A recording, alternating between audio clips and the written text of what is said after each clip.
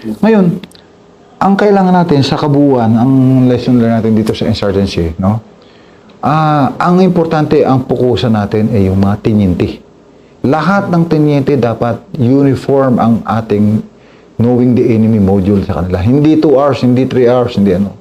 Kailangan mas malaking bahagi ng ating pag-aaral about the enemy. And then, pag alam mo yung enemy, madali lang lapatan ko anong strategy o tactics, techniques, procedures.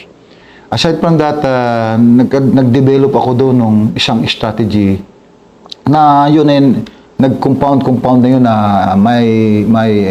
my experiences in beautiful country in Zamboanga Peninsula, the first front of the CPP-NPA, plus my experiences na nakuha ko sa Aurora, sa Nueva Ecija. Pinagsama-sama ko nun and then ginamit namin doon sa aming batalyon nung ako ni-slide na sa 41st IB. And then, ang tawag ko noon, wala pa akong pangalan doon sa tawag noon. Tawag ko doon, kulong-kulong. In short, kinukulong namin yung... So, ang ginagawa ko is, ang tekniko kasi, kulong-kulong. Pag mayroon akong target o mayroon akong suspected area, nilalagyan ko ng SOT. Ang SOT, tatlong klase. Isang full cock, yung i-clear yung barangay. Another is half cock, PSYOPs lang yun, not necessarily makuha istruktura. At yung isa, yung SOT na decoy para lang sa combat operations. So that pagka nag-positive, sila na yung blocking force, hindi na ipapasok para hindi ma-detect. So yun yung mga isa sa technique na ginawa ko na kulong-kulong. Another technique ko naman sa pagdadala ng company commander, every time bibisit ako ng CAPGO, patrol base, o company, ni-require ko sila na isang plywood na blackboard. Dot doon kada barangay. And then doon sa kanan, yung trending. Pero yun yung simplified GESCON trending. So, nakalagay sa kanan, date, ilan yung malaking grupo. Kasi alam namin sa UB, halimbawa, ang kumikilos doon, 15. Pagka dalawa lang yan, hindi namin kinukuha kasi yun, umalis lang doon sa grupo yun. Namili o nagtanong. So, ang kinakapture ko lang doon, yung date, tsaka yung malaki, 15. Saan? Doon sa mapa naman, na blackboard at saka chalk, nilalagay nila nung petsa dumating yun. Then, pag dumating ako sa battalion CP, ang ibibrief sa akin ng company commander, o nasa ng kalaban, sir, kung kabakalawa dito, tapos pumunta dito. Ngayon, hindi namin alam, sir, pero ngayon, dito na nakita. So, anong palagay mo? Yan din kayong grupo na yan pumunta dyan, o hindi? Sir, most likely, kailangan, hindi namin alam. No? Dyan. O, nasaan gabi sila? Andyan. O, sige. Teka, dadagdag ko. Napakaganda. Ganito ako magkikaya doon sa mga surrendery. Yes, sir. Pulong-pulong. Di, na-capture namin yun. Next day, nagpulong-pulong. After my turnover ko, nagpulong-pulong kami sa barangay. And then sabi ko sa mga tao, kayo, dito sa barangay, hindi na kayo makakaiwas pa sa amin because alam na namin ang tunay na istorya dito sa barangay. Alam na namin kung sino ang leader sa inyo, kolektor, lahat, sangayon ng partido, lahat. So, may nabubuti namin ngayon, ganito na lang. Ayaw namin naman ng gulo kasi ang gusto namin dito ay kaayusan, peace and order. So, ang mas maganda magtugan. Ang ibig sabihin magtugan, umamin na kayo. And nothing will happen to you. And when you surrender, sabi ko, para malinis ang pangalan nyo. Ayaw nila. Pero ang ginawa ko, yung barangay captain na alam namin na pasimuno doon, yung nakuha naming document, ipinakita namin. Ito mga members. Pinakita ko lang first page. Nakita nila yung mga pangalan nila doon. Gusto nyo pa ba na isa-isahin namin kayo? Ang gusto namin voluntaryo. Ganito yan Kayo na masa ay para kayong dalaga, babae. Ang gobyerno, lalaki. Kami padrino, sundalo. Yung lalaki, walang ibig seryoso sa inyo. Gusto kayong asawahin. Gusto kayong yakapin. Gusto kayo pakisamahan habang buhay. Ngayon, kaso, kayo may pinagdaanan. Pero alam ng gobyerno yun kung ano man yung pinagdaanan mo. Sino na yung nakalibin mo dati, sino ng boyfriend mo, sino na nakahalik sa'yo, lahat-lahat. Pero, hindi gusto ng lalaki na itatanong pa lahat-lahat ang kadetail-detailan ano ang karanasan mo. Siyempre, dapat para sa malayan yung pagsasama, kailangan magtapat ka. Huwag mong hihintayin pa yung lalaki. Okay. Sa Andap Valley number 1, ang aking aral na nakuha dyan, kailangan ang lahat na mag-ooperate dyan, naiintindihan yung plight of the lumad. Kailangan may background orientation siya sa lumad, sa plight of the lumad, sa pillars ng lumad, sa IPRA law, sa Indigenous Knowledge Skills and Practice or IKSP, Customs Association Lumad. Because yung lumad kasi ang ginagamit ng Communist Party of the Philippines sa verticalization, ibig sabihin recruitment na panglaban. At ang lumad community, yan ang kanilang guerrilla base.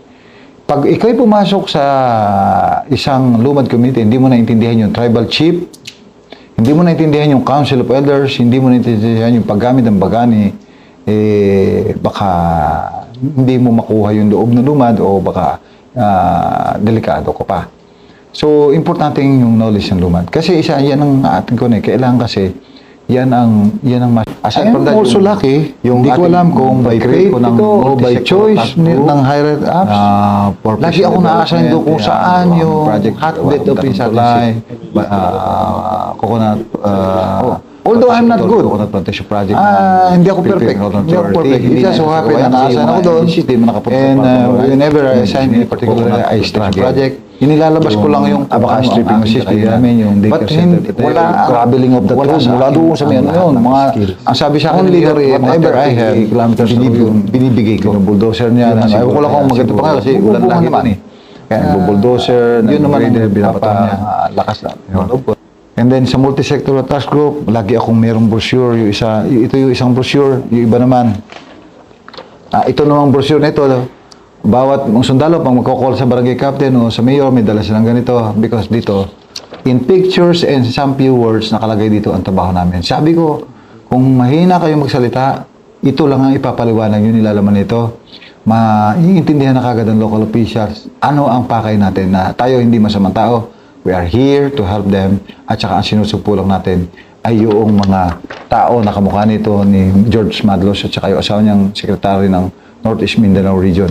At ang ayaw lang natin, kaya tayo narito, ayaw natin ng yung ipinagbabawal sa buong mundo na landmine, yung explosives, ay handiyaan. Kaya handya tayo. So, we were trying to establish yung legitimacy of the operations at saka presence namin doon. Kaya hindi kami, pananggalang namin ito sa pagpapaliwanag doon sa militarization na accused nila.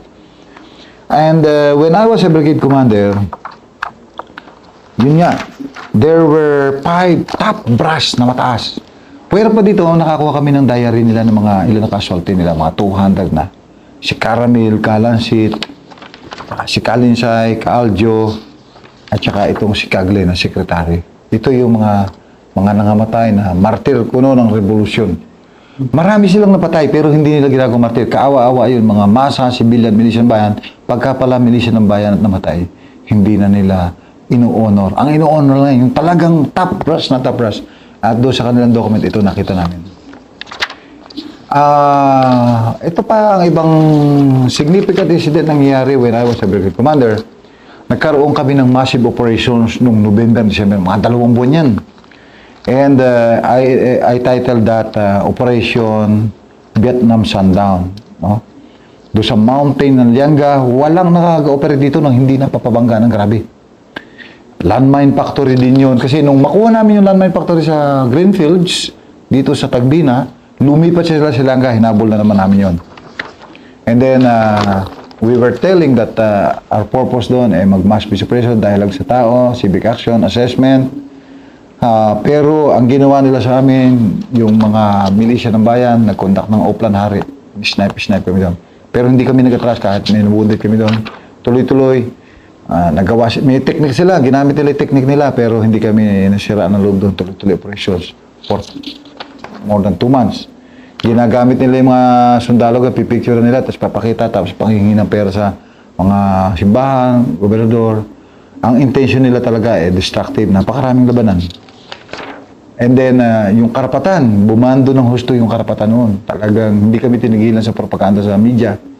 Mga bata, dadali sa charges magsalta. Pero wala kaming sinaktan dyan, wala kaming ano. Napakalaking tulong ang CHDF, napakalaking tulong ang CAPGO. Nagkakaroon lang ng liability pag hindi na i-manage ng mabuti at saka yung cadre hindi dedicated. at saka kailangan skilled na iintindihan yung takbo ng kalaban. Kamukha ng Kapgo, ang kahatinutulad sa CPP-NPA niyan ay yan yung milisya ng bayan nila. Ano ang mga papel ng milisya ng bayan? But one time, nagkaroon ng komperensya sa GHQ, sa J-Stop. At that time, kasagsagan ng mga Amerikano. They were putting up the Joint Special Operations Group. And I was a representative ng J7. And then sinabi sa akin, nung nag-brief yung Amerikano, si General Abaya, Chief of Staff din, sabi niya, sino ba ang magiging commander ng JSOG? Kasi August pa activated na yun. Pero hindi pa nabubuo. And that meeting was November. Bigla akong itinuro ni General Esperon, J3 siya noon. Sabi niya, Ubing, ikaw, yes sir, na lang ako. So, kinabukasan, may order na ako. And I was the first person na assign sa JSOG.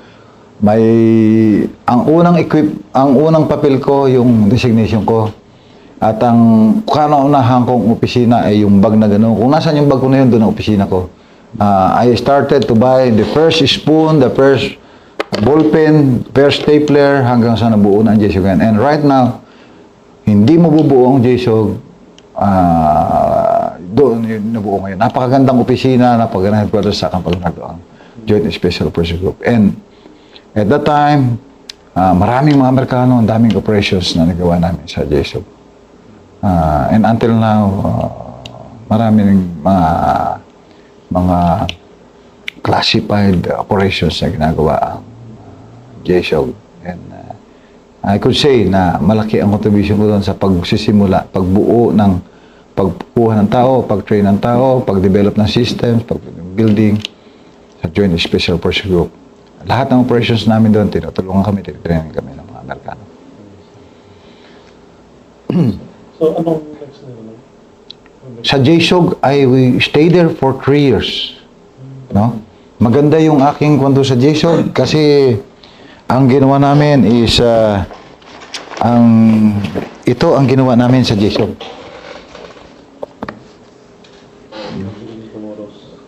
We built the counter-terrorist capabilities of the Armed Forces of the Philippines when I was in JSOG. Kaya ito yung aking logo lagi. Yan, motto. And ito yung gawa namin. It's just a matter of psychology to get things moving. Napakahirap. Dahil ako nagsimula ng walang kagamitan, walang kampo, walang opisina, walang computer, walang typewriter, walang vehicle. But now, napakaganda na ng JSOG. May funding system, ayos na lahat. Kaya lang, nag-spend ako ng 3 productive years in JSOG. At napakarami kong nagawa na joint training exercise. Yan ang kailangan natin mga Unified Command. And ang Army na grabe na pala ang infiltration ng CPP-NPA noong 1980 doon sa Zamboanga Peninsula. And in fact, yung Zamboanga Peninsula where I was stationed, doon sa Salug Valley, sa Mulabi, Josepina Mahayag, Labangan na yan, diyan pala yung kauna-unahang guerrilla front of the Communist Party of the Philippines. Diyan nila tinry na buuin ang kauna-unahang guerrilla front sa buong Pilipinas. And it was formed by Benjamin de Vera together with the Paredes family of Josepina sa Bocas del Sur. So, I had a lot of experience doon. Napalabang kami doon sa Lakewood, nakakuha ko ng maraming dokumento, nakakapture ako ng top brass doon. At that time, hindi pa alam ng Armed Forces of the Philippines na ang pinakamataas sa CPP ay yung secretary. And at that time, I was able to capture the secretary of the Western Mindanao Party Committee plus the commanding officer of the District Relay Unit 3 doon sa Zamboanga Peninsula. Doon ako nagkaroon ng first experience at doon nagsimula yung passion ko pag-aralan ng Communist Party of the Philippines doon sa Zamboanga Peninsula. Maliban pa doon, nung na-discover yung mga documents na yung gawaing pag-organisa doon, yung hakbang-hakbang sa pagsa, yung forerunner of the barangay module. Wala pang barangay module ang PAP noon. And if I am not mistaken, I'm the first one who captured I'm the one who one of the AAP officers who was able to recover the documents on hakbang na pag-umisa ng Communist Party of the Philippines in Zamboanga Peninsula. And nung dinicode namin yun, at tapos crudely document exploitation with Southcom, General Castro then realized na grabe na pala ang infiltration doon sa Zamboanga Peninsula. So what he did is dahan-dahan niyang inilipat yung mga 4 ID battalions from from Basilan and Sulu at din ibinalik dito sa Zamboanga Peninsula. And then later on yung 8 IB napalitan ng 41st IB, and then umalis ulit 41st IB, bumalik ulit 8 IB. And then in a little while dumating na yung 23rd IB, dumami na yung 4 ID troops. But we were the one who first came doon napalaban doon sa CPPNP. Kasi ang karamihan ng army noon, ang hinahanap MNLF. Pero kami noon, CPPNP, especially ang starting point noon, nung labanan namin doon sa Lakewood, doon sa paanan ng Kitaang Dagat sa Lakewood. Dalawa kasi ang Kitaang Dagat sa mga peninsula, Kitaang Dagat sa Labangan at Kitaang Dagat sa Kumalarang or Lakewood, boundary ng Lakewood.